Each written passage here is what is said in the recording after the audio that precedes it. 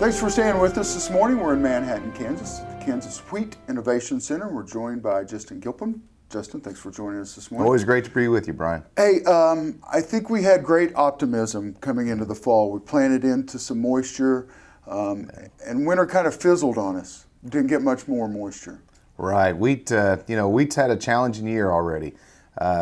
You're exactly right. When we went and planted this crop last fall, we had some of the best moisture conditions that we've had, especially out west, in the last 5 years. And so the crop got planted and got put into decent moisture, got up, we got a stand, and then getting that stand is probably what we hadn't had in those drought years the last 5 or 6 years out west. So there was that optimism, seeing the crop getting established, getting up in late October into November.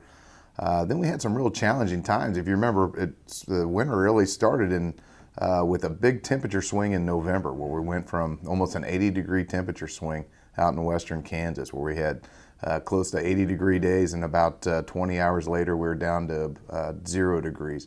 And so when we're seeing some of the winter kill that's being referenced by farmers out west, probably more than a lot of people anticipated, it's not your traditional winter kill. It's really due because that crop didn't get hardened in some of those fields going into when it suffered those big temperature swings.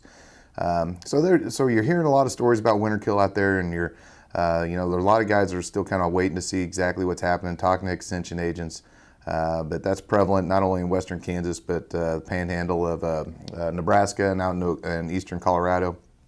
But the big story is moisture. When you talk about that crop kind of fizzled out, it's just because we haven't had the moisture. And now we're using, we got 80-degree temperatures here at the end of March. We're using about an inch of moisture a day right now, or a week, for this crop. That crop, so everybody can see it. It's green and growing. It's ready to take off. It needs moisture now. And it's not a quarter-inch rain that this crop needs. Because of this lack of moisture, lack of subsoil moisture, we need a good soaking rain to come through to really kind of get this crop to that next level. And that's really what's going to determine what happens here in the next couple of weeks, whether or not we get that rain. Well, they say wheat dies 9 times throughout the growing season, so yeah. We don't like to see that happen, but we really need that moisture. Did we get some that kind of started to head out early because we did get such warm temperatures? Well, where we're at right now, as far as where the crop progress is, our ratings have declined. As far as where we're at in the maturity levels, we have some wheat that's jointed. We're ahead of last year, but still below our 5-year average. We'll see what that plays out the next couple of weeks with the temperature swings or the high temperature that we're having. As far as maturity level, that's not as concerning as just the moisture. We just really need the moisture to get this crop through.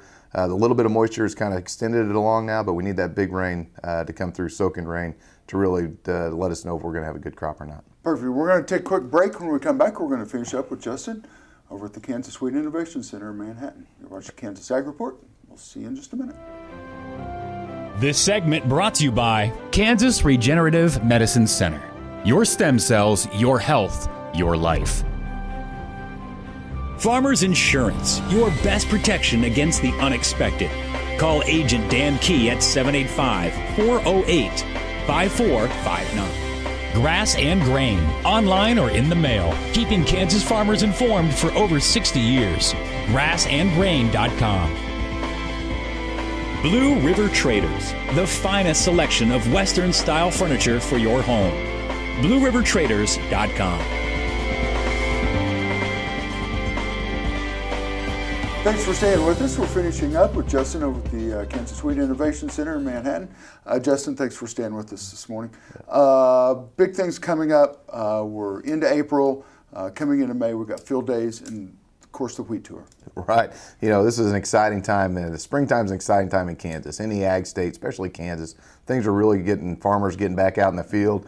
Everybody feels better when they're out doing something, right? And so the crop's starting to take off. There's an opportunity. A lot of different area counties working with your area extension agents, where we got county test plots, and it's a great time for communities or farmers in the area to get together, go out and talk about varieties and disease pressure, and just kind of learn some agronomic practices. It's one of the great things that Kansas State and the services K-State Extension has provided for farmers. And it's an excellent opportunity to get out and network and talk about how their crop looks and learn things about varieties and agronomic traits of the different varieties and different things that farmers can be doing. to be more efficient and try to increase their revenue per acre, which is ultimately what everybody's trying to do. When you mentioned the wheat tour is going to be coming up the first part of May. That's the Wheat Quality Council puts together the Hardwood Winter Wheat Tour every year. That gets millers, bakers, grain buyers, farmers, government officials. It's a lot of a chance to get out and learn more about Kansas agriculture, Kansas wheat industry. They go out and they travel 3 days throughout the state and kind of report back in, and it's really that first look at the crop that everybody gets and the whole world watches it. It's really an opportunity for Kansas to tell our wheat story and the importance of agriculture. And so many people on that tour really have never even been in a wheat field, and so being able to explain where their wheat comes from and tell that story is just it's an excellent opportunity. And so that'll be happening the first part of May. Relationship between ADM and Kansas Wheat, it's growing. A big announcement coming up. Well, ADM, is the one of the largest grain handlers in North America. Of course, they buy about as much Kansas wheat as anybody does, and they, as far as their milling capacity, in North America they mill about 1 million bushels a day.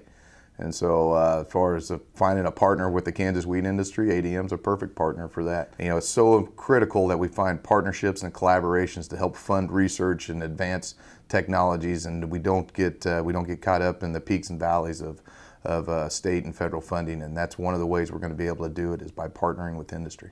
General Mills, good example of that. Perfect example of that, and that's how we're trying to broaden out.